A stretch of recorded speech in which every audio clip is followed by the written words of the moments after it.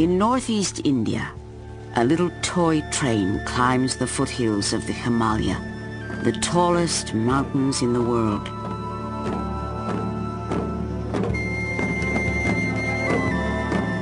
Every morning, Buddhist monks look towards the east, welcoming the sun to the remote mountain town of Darjeeling.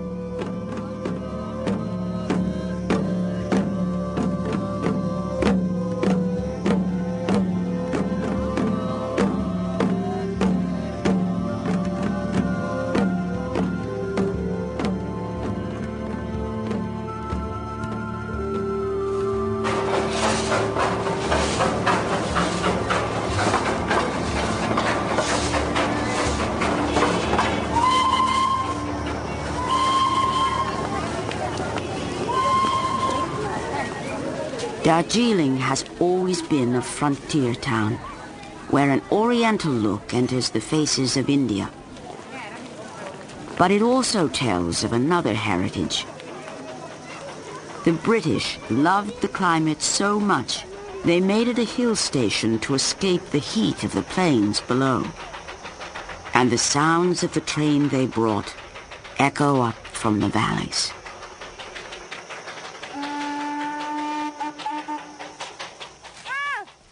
For the people of the mountain, the train has always been a part of their lives.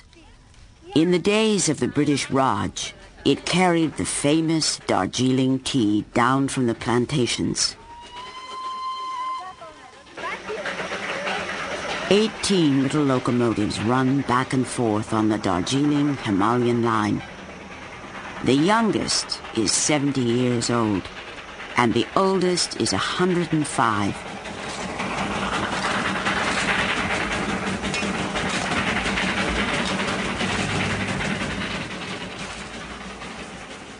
Every day, several trains climb from the plain of the Ganges in about the same amount of time it took Mark Twain when he came to Darjeeling in 1896.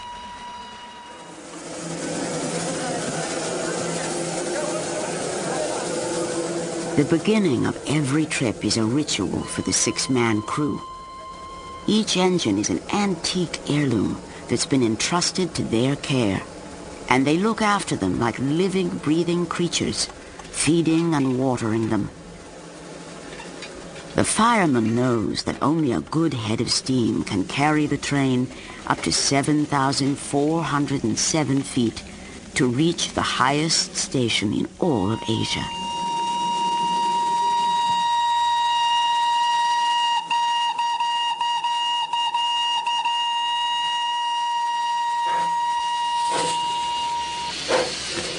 With two men riding on front, ready to throw sand on the rails for traction, and a coal breaker riding on top, the train finally sets out.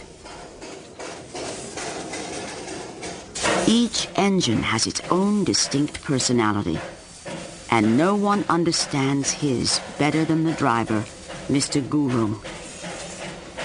Like his father, he was assigned this same loco for life. And everyone along the way knows it's him by the sound of his whistle.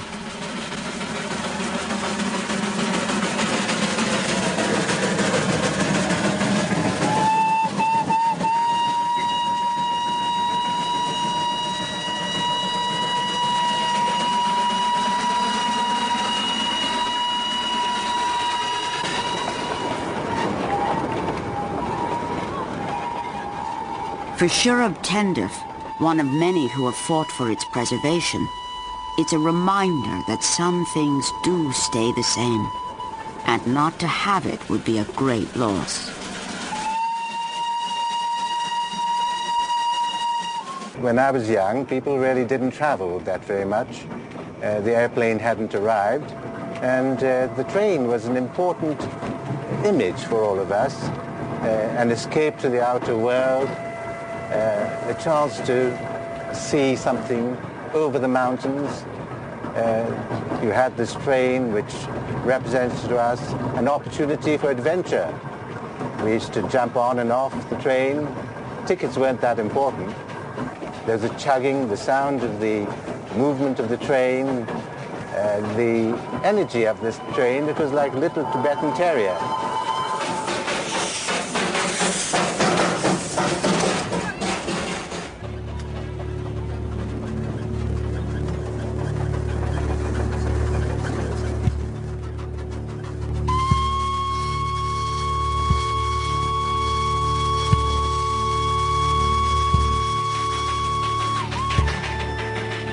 The obstacles that the British overcame in 1881 are still impressive even now.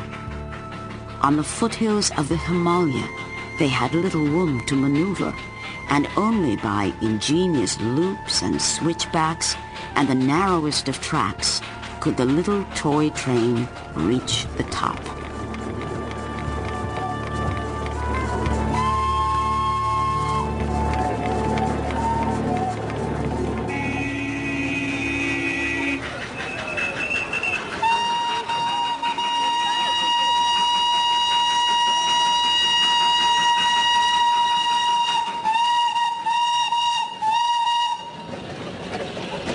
If the train does not run, we do feel that there is something absent, and we do feel it very strongly. But as long as it is there, yes, it's a part of life. And every day if we don't see it, we see that something definitely is missing.